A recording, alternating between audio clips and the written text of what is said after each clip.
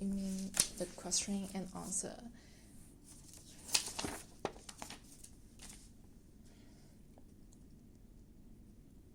What's the FCC again?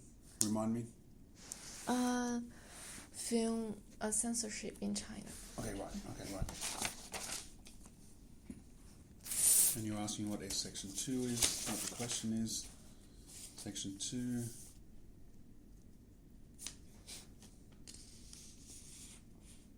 Okay, so the question here, if I put it down here, is how is the what's it called? Censorship board? Yeah. Censorship board communicating their decisions.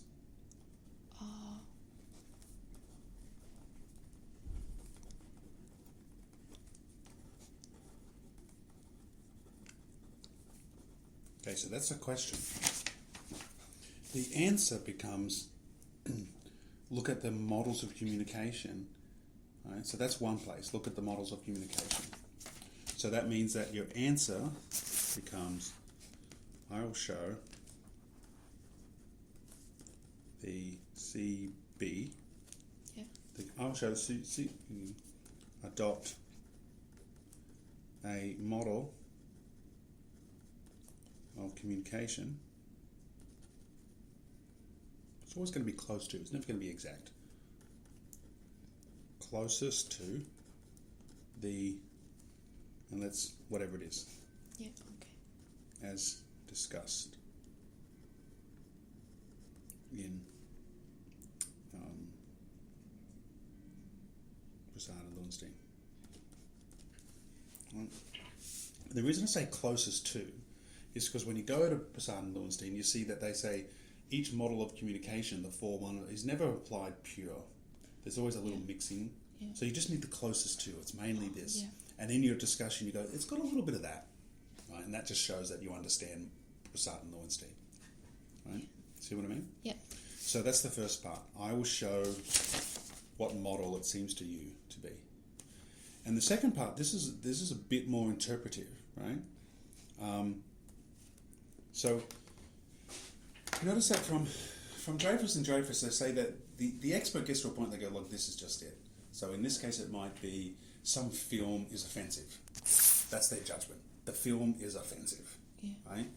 And in that Dreyfus and Selinger and Crease debate, we had the idea that an expert, when they're being an expert, basically just renders our judgment. In your friend's case, vaping is safe, or vaping is not safe. And here, this film is offensive. This film is mildly offensive, cut X part. Rest is fine, right? They're both judgments, right? And then Dreyfus and Dreyfus talk about how the experts have difficulty articulating those judgments. So when the censorship board is articulating its judgment, it's offensive, it's not offensive, it's politically this, it's politically not that, whatever it happens to be, whatever their judgment is, what do they do after that? How do they go? Yeah. How much articulation do they give? What's the nature of that articulation? And remember, Dreyfus and Dreyfus say the more articulation you give, the more you start relying on rules, principles, examples, etc., the more you start going down from expert to proficient to competent to advanced beginner even. You see what I mean? Yeah. So what's the nature of their communication, right? And you wheel in Selinger and Crease to help you kind of cash that out a bit. So that's kind of what I was suggesting there. And sorry, I also about section 3. Okay, so now you do it though. So I just did it there. What do you think the question is that's being asked here? Right, because I think I might have left it open and said you have to think her out. That question, right? So you got a question here about Ceccarelli, and if it's bad and good, it says that we're asking about how does the film board respond to its critics, right? Bad or good, right? And how does if we're asking about Brown and the 5 features of representation, then we're asking about does the censorship board, when it renders its decision, in what way is it representative of its constituency, of its audience? And that's the 5 features.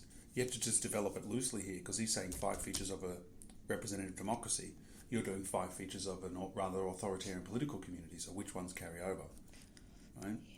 So this is about how does it respond to critics? How does it fit itself in an audience? So it's some question like that, but you have to develop that question. Okay. Right, okay. Once you're running through, you go, oh, this is the question I want to ask. I put the question down, I answer it. See what I mean? Yeah, that makes sense. Thank you so much. No worries, no worries.